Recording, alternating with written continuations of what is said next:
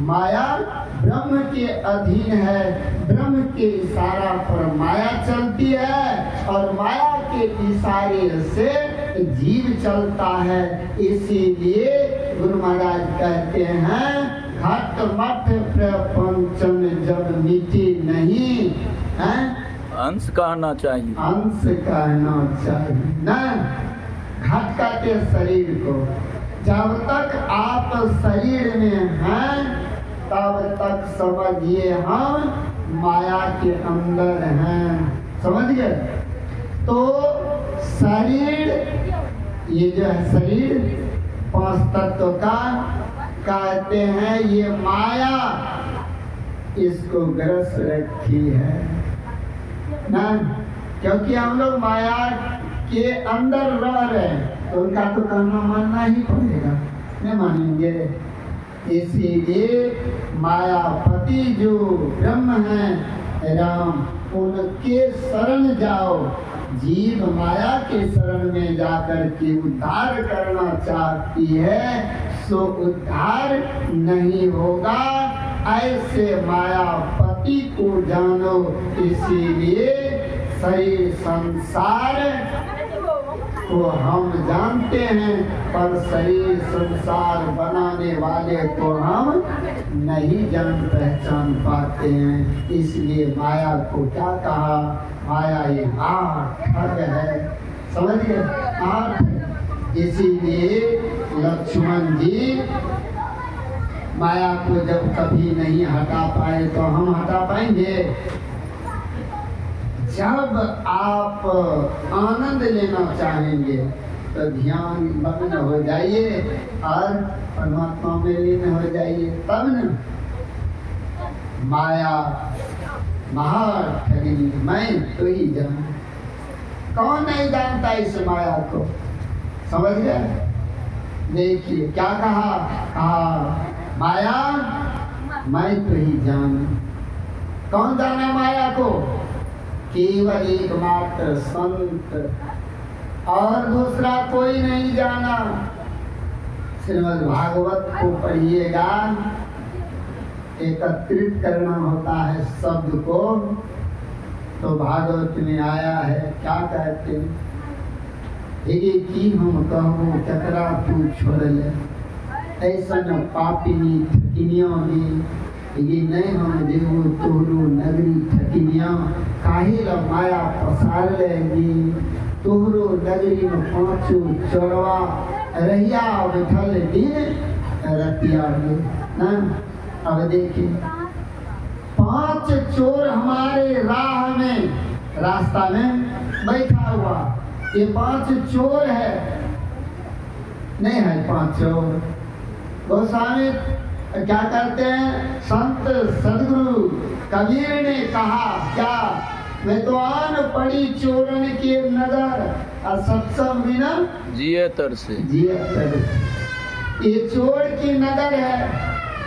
ये 5 चोर हमारे रास्ते में बैठे हैं। कौन कौन चोर है, कहा विषय ही चोर है। तो विषय किसे कहते, विषय चीज को कहते हैं। वह कौन सी चीज विषय कहलाती है, कहा वह 5 चीज विषय कहलाती है।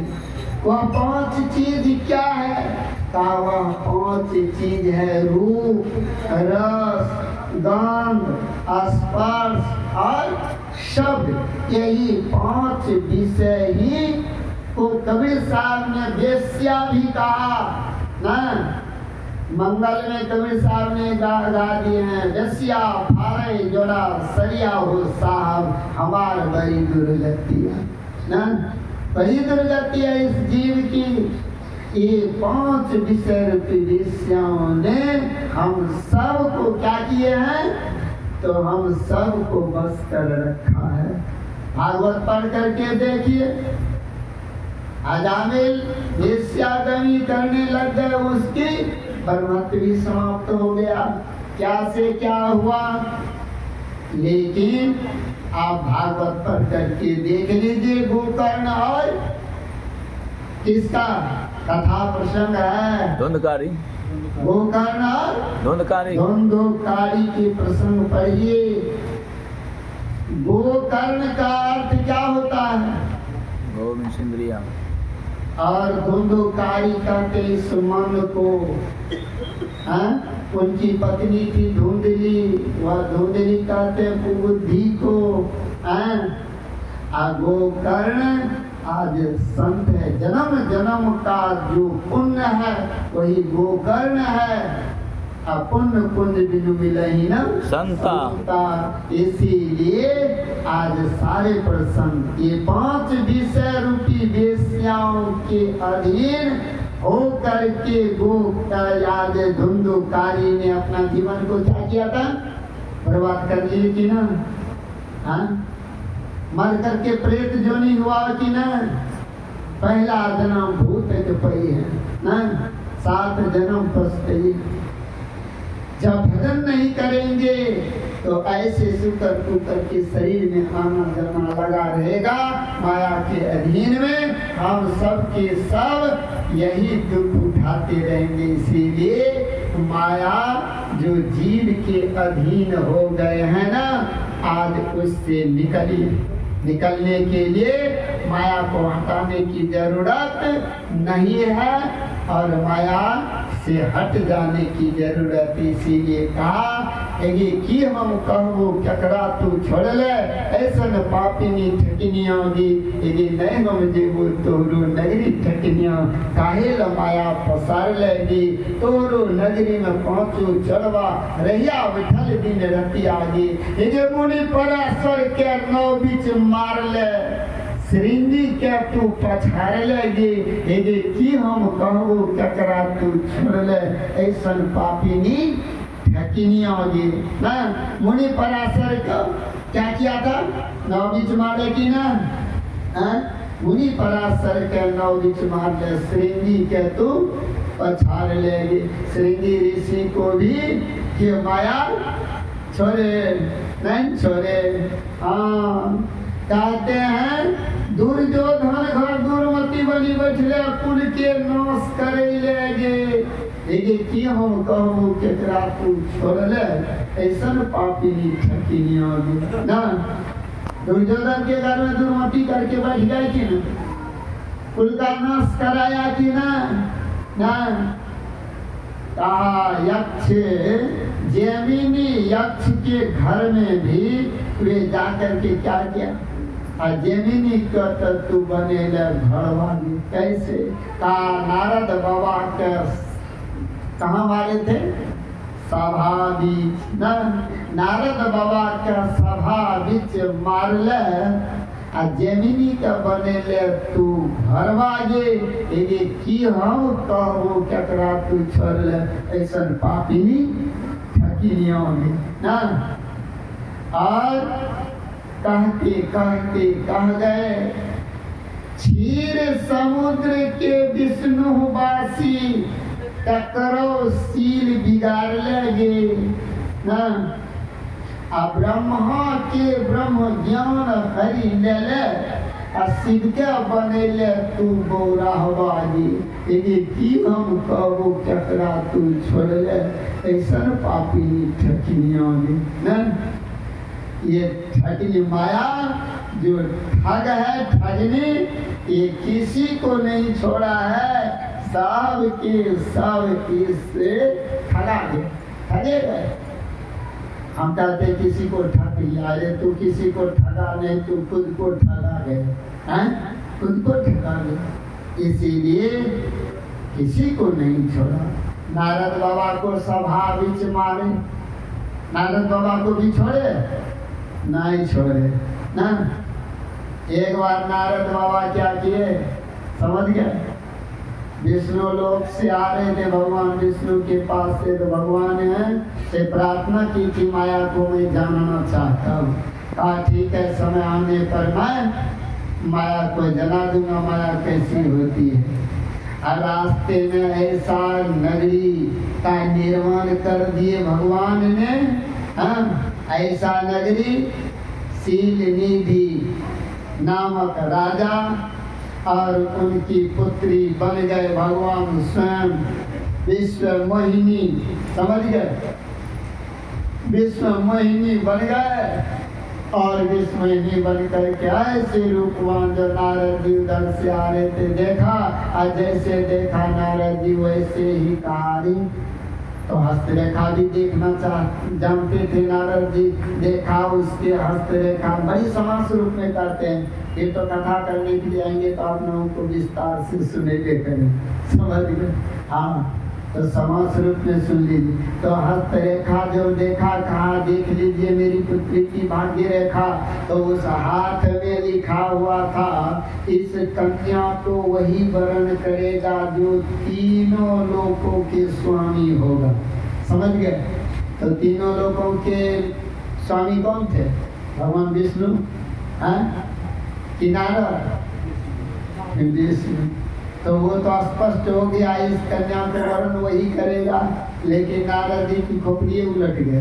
देखिए, हाँ, जब सुबुद्धि आती है ना तब तो सही काम होता है। कहीं कुबुद्धि आ गया, बैठ गया कपार पर, तो सही काम आपको अच्छा नहीं लगेगा, गलत लगेगा, वही करना शुरू कर दोगे। इसलिए उन्होंने क्या किया, तो बस नारद जी की खोपड़ी उल्टा दिए। उलट कर कहा, ये कन्या जिसके घर जाएगा, जिसके साथ ब्याह करेगी, आज वे तीनों लोगों के स्वामी हो जाएंगे। खोपड़ी उलट गया कि नहीं उल्टे? इस तरह से वो पढ़ करके नारद जी के मन में क्या हुआ, मोह उत्पन्न हो गया ना। मोह निशाचर सब निहारा, देखिए सपन अनेक प्रकारा। मोह के नशे में आदमी चूर होकर के कहा, ये कन्या किसी भी हालत में मुझे प्राप्त होनी चाहिए, किसी भी हालत में हमें चाहिए। इसलिए उन्होंने क्या किया, तो कहा इस सुंदरी को पाने के लिए हमें भी तो सुंदर होना पड़ेगा। नहीं हो नहीं तो आजकल देखे कन्या सुंदर रहे चाहे और सुंदर क्या लीजिए। भागवत पुराण को पढ़ करके देखिए, अगर माता पिता भी अपने पुत्र की योग्य मतलब मिलानी एक समान नहीं करते हैं तो उस माता पिता को भी पाप लगता है।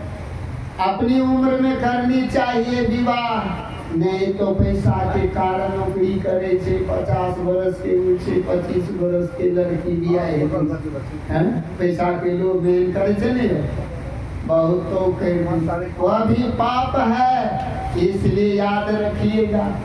ऐसे क्या सुना रहे थे नारद बाबा, और कहा ऐसे सुंदर सुंदरी को पाने के लिए हमें भी सुंदर रूप बनना पड़ेगा।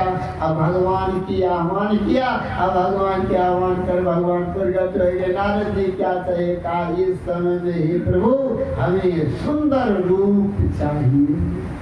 भक्त थे, भगवान ने कहा इस समय में इस रूप ये असाध रोग के रूप में प्रत्यक्ष हो जाएगा। इसलिए असाध रोग हम अपने भक्त को दें ऐसा तो नहीं कर सकता। इसलिए नारद बाबा को कहते वस्तु तो कर दिया क्योंकि मांगा था वर, लेकिन शरीर को सुंदर बना दिया। लेकिन यहाँ से यहाँ तो अपने से तो नहीं देखा जाएगा, यहाँ तो दर्पण चाहिए ना, तो देखियो ले ना के लेकिन इसको तो दर्पण चाहिए देखने के लिए। दर्पण का अर्थ आत्मनिरीक्षण, जो अपने अंतःकरण को देख ले वह दर्पण का प्रतीक है? ये सब तो जानेंगे तब। आज वे क्या करते हैं, नारद बाबा को ये वस्तु कह करके भगवान ने दे दिया, कहा ठीक है जाओ, लेकिन तुम्हारे हित में जो होगा मैं वही करूँगा। ये शब्द कह करके वरदान दिया। क्या शब्द कह करके? जो तुम्हारे हित में होगा जो वही करूँगा, वही करूँगा। हाँ, आओ शरीर तो सुंदर बना दिया नारद बाबा का, लेकिन क्या किया, मुंह को बंदर बना दिया। हाँ, अब तो बड़े प्रसन्न होकर के सभा लगी हुई थी उस कन्या की विवाह। अब संवर में सभा बीच संवर में उपस्थित हुई, सारे देवगण उपस्थित हुए, सब के सब उपस्थित होकर के अब तब क्या करते हैं जानते हैं, सभा लगाई गई। तो सभा के बीच में सबसे आगे नारद जी ही जा करके बैठ गए। क्यों? क्योंकि उनके मन में है विश्व मोहिनी जो है आएगी ना वह सुंदरी, तो सबसे पहले हम ही कौन देखेगा, तो हमारे गले में माला डाल देगा, विवाह कर लेंगे। हाँ? लेकिन याद रखिए माया उसी की है, माया उसी के पास रहती है जिन्होंने उत्पन्न की है। जीव उसी का है और जीव को वही जाना होगा जिसके ये जीव आत्मा है। किसके हैं? जीवात्मा परमात्मा के हैं, परमात्मा के पास इनको जाना ही है। यही काठ के बोखला रहे थे ना, वही काठ में सेट करे थे, बुझलिए?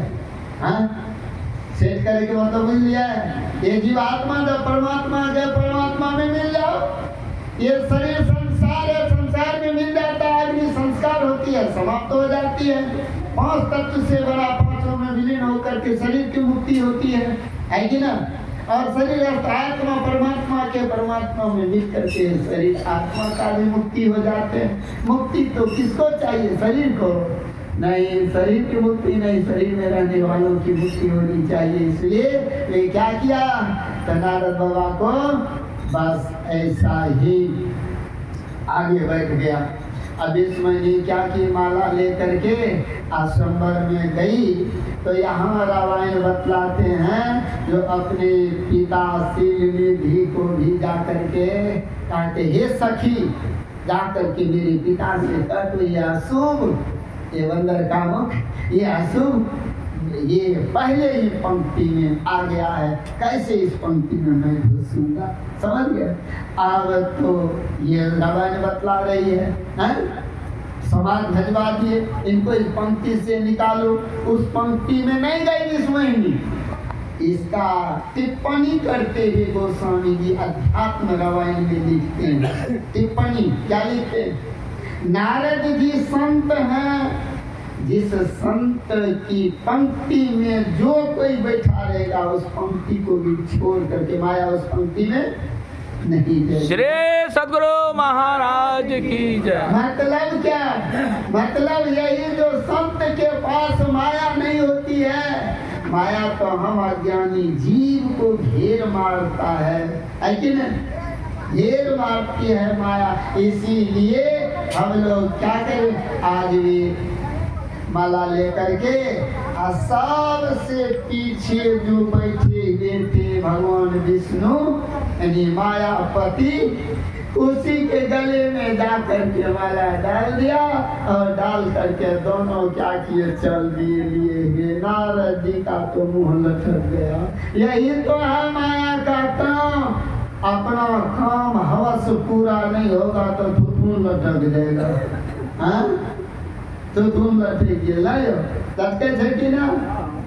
हाँ, यही माया का काम है। तो तुम लटक गए नारद जी का, क्योंकि उसके मनो अनुकूल नहीं हो पाया, मनो अनुकूल नहीं हो पाया। इसीलिए अब तो वहां से नारद जी बेचारे गए, तो उनके जो गण थे, दूत शिव जी के हैं, ये सब के सब तो मखौल करने लगे। अरे देखो न, देखो देखो अपनी चेहरा को, तो जल में जा करके देखते हैं। कहाँ? तैयार तो दर्पण है ना रहे, है ना रहे, एनो रहे तो रवे में एनो किया लिख के, जो जल में जाकर अपने मुंह को देखा जी। तो जल में जाकर देखते हैं तो शरीर तो बड़ा सुंदर था ना, लेकिन मुंह बंदर का था। यही देख करके उनको क्या हुआ, तो बड़ा ही कचोट हुआ और दुख हुआ और भगवान विष्णु को श्राप दे दिया। कहा जिन रूप आज मुंह को बंदर बनाया, यही बंदर एक दिन तुम्हारे काम आएंगे। और जिन नारी की विरह में हम आज विरह भटक रहे हैं, तू भी यही नारी की विरह में भटकेगा। सब श्राप नारद जी के भगवान ने स्वीकार कर लिया। क्या मतलब? महाराज की जय। सब स्वीकार कर लिया, लेकिन इस जीव को इस माया में भटकने से रोक दिया। काहे नारद, अरे हम तो एक ही जन्म ने तुमको भटकाया, लेकिन अगर नहीं भटकाता तो जीवन भर तू भटकते रहता।